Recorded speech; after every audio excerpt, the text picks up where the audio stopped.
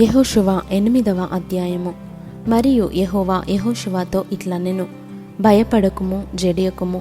యుద్ధ సన్నద్ధులైన వారినందరినీ తోడుకొని హాయి మీదికి పొమ్ము. చూడుము, నేను హాయి రాజును, అతని జనులను, అతని పట్టణమును, అతని దేశమును నీ చేతికి అప్పగించుచున్నాను. నీవు ఎరికోకును దాని రాజునకును ఏమి చేసితివో అదే హాయికిని దాని రాజునకును చేసెదవు. అయితే దాని సొమ్మును, పశువులను మీరు కొల్లగా దోచుకొనవలెను. పట్టణపు పడమటి వైపున మాటుగాన్ల నుంచుము. యెహోషువయు యోధులందరూ హాయి మీదికి పోవలెనని ఉండగా, యెహోషువ పరాక్రమము గల 30,000 శూరులను ఏర్పరచి రాత్రివేళ వారిని పంపి వారికి ఆజ్ఞాపించినదేమనగా, ఆ పట్టణమునకు పడమటి వైపున మీరు దాన్ని పట్టుకొన చూచుచు పొంచి ఉండవలెను. పట్టణమునకు బహుదూరమునకు వెళ్ళక మీరందరూ సిద్ధపడి ఉండుడి. నేనును నాతో కూడానున్న జనులందరూ పట్టణమునకు సమీపించెదము. వారు మునుపటి వలె మమ్మను ఎదుర్కొనుటకు బయలుదేరగా మేము వారి ఎదుట నిలువక పారిపోదుము. మునుపటి వలె వీరు మన ఎదుట నిలువలేక పారిపోదురని వారనుకొని, మేము పట్టణమునొద్ద నుండి వారిని తొలగి రాజయ్య వరకు వారు మా వెంబడిని బయలుదేరి వచ్చెదరు. మేము వారి ఎదుట నిలువక పారిపోయినప్పుడు మీరు పొంచి ఉండుట మాని లేచి పట్టణమును పట్టుకొనుడి. మీ దేవుడైన యెహోవా మీ చేతికి దానిని అప్పగించును. మీరు ఆ పట్టణమును పట్టుకొనినప్పుడు యెహోవా మాట చొప్పున జరిగించి దానిని తగులబెట్టవలెను. ఇదిగో, నేను మీకు ఆజ్ఞాపించున్నానని చెప్పి యెహోషువ వారిని పంపగా, వారు పొంచి ఉండుటకు పోయి హాయి పడమటి దిక్కున బేతేలునకును హాయికిని మధ్య నిలిచిరి. ఆ రాత్రి యెహోషువ జనుల మధ్య బస చేసెను. ఉదయమున యెహోషువ వేకువను లేచి జనులను వ్యూహపరచి తానును ఇశ్రాయేలీయుల పెద్దలను జనులకు ముందుగా హాయి మీదికి పోయిరి.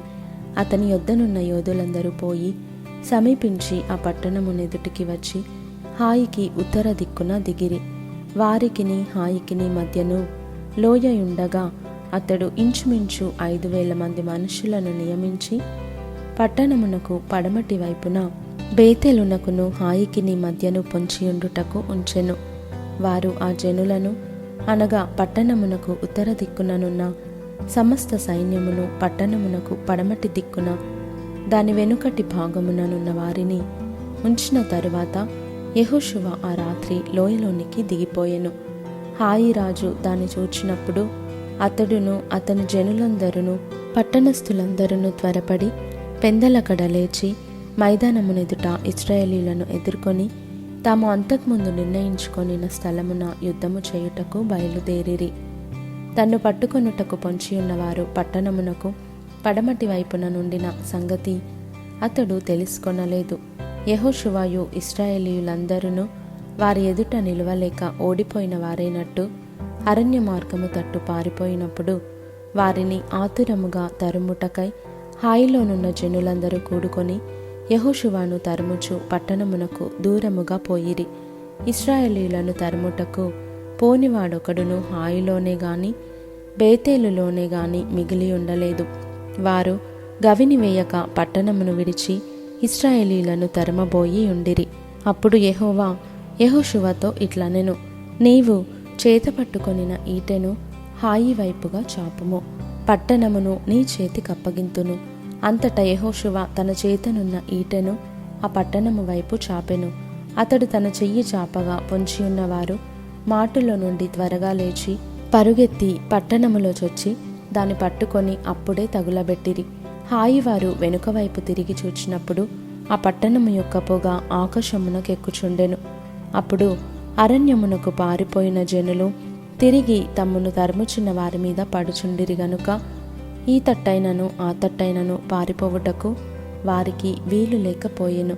పొంచియున్నవారు పట్టణమును పట్టుకొని ఉండుటయు పట్టణపు పొగ ఎక్కుచుండుటయు యెహోషువయు ఇశ్రాయేలీయులందరినూ చూచినప్పుడు వారు తిరిగి హాయి వారిని హతము చేసిరి.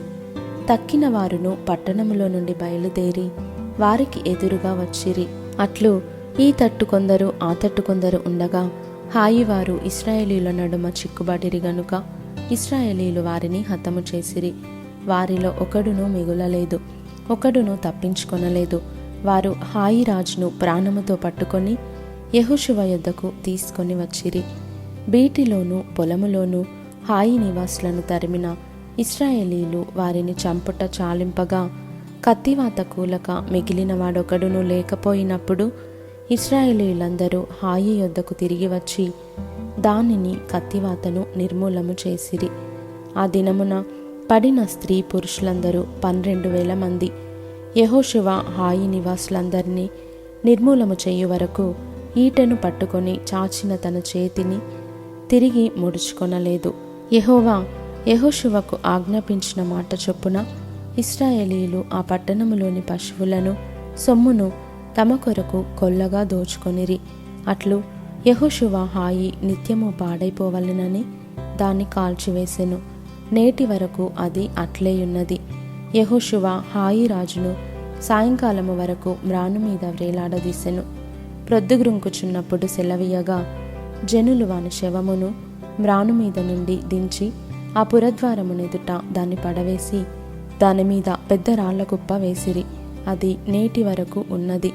మోషే ధర్మశాస్త్ర గ్రంథములో వ్రాయబడిన ప్రకారము యెహోవా సేవకుడైన మోషే ఇశ్రాయేలీలకు ఆజ్ఞాపించినట్లు యెహోషువ ఇశ్రాయేలీల దేవుడైన యెహోవా నామమున బలిపీఠమును ఇనుప పనిముట్లు తగిలింపని కారు రాళ్లతో ఏబాలు కొండ మీద కట్టించెను. దానిమీద వారు యెహోవాకు దహన బలులను సమాధాన బలులను అర్పించిరి. మోషే ఇశ్రాయేలీలకు వ్రాసి ఇచ్చిన ధర్మశాస్త్ర గ్రంథమును ఒక ప్రతిని అతడు అక్కడ ఆ రాళ్ల మీద వ్రాయించెను.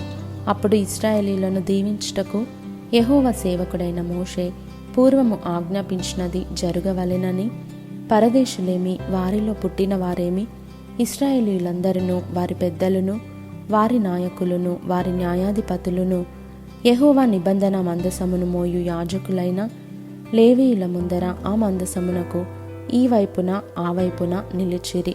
వారిలో సగము మంది గెరిజీము కొండ ఎదుటను సగము మంది ఏబాలు కొండ ఎదుటను నిలువగా యెహోషువ ఆ ధర్మశాస్త్ర గ్రంథములో వ్రాయబడిన వాటన్నిటిని బట్టి ఆ ధర్మశాస్త్ర వాక్యములనన్నిటినీ అనగా దాని దీవెన వచనమును దాని శాపవచనమును చదివి వినిపించెను. స్త్రీలను పిల్లలను వారి మధ్య నుండి పరదేశులను వినుచుండగా యెహోషువ సర్వసమాజమునెదుట మోషే ఆజ్ఞాపించిన వాటన్నిటిలో చదువక విడిచిన మాట యొక్కటియూ లేదు.